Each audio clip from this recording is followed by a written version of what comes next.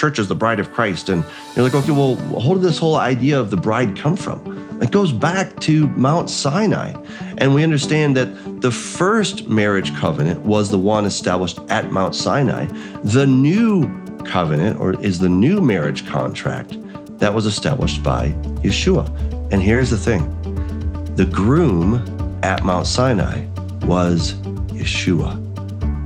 When you see that, you're like, oh yeah, that's right? Because if Jesus is God, and I believe he is, then, well, Yehovah and Israel get married. So Jesus is right there. He marries her. And I'll tell you, this reframes the whole thing.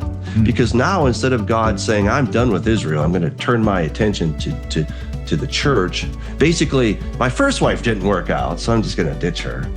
I'm going to go after this new pretty thing called the church. That's basically the theology of dispensationalism, is that it didn't work out so well with Israel. And so now God is going to turn his attention to the church. And that's essentially replacement theology as well.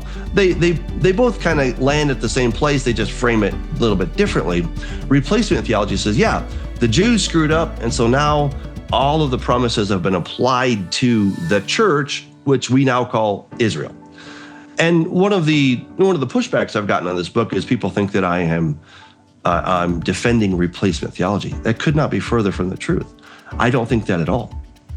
I think that there has always been one bride, there's been one people, there's been one groom, and some of the theologies out there get a little bit bizarre, and not by like wackadoodles, but by people who are very grounded, who are very central, who are very studious in their assessment of dispensationalism, for example, and would suggest that God was the groom, God the Father is the groom and his wife is Israel, and now Jesus is this other groom, and he's got this other bride called the church.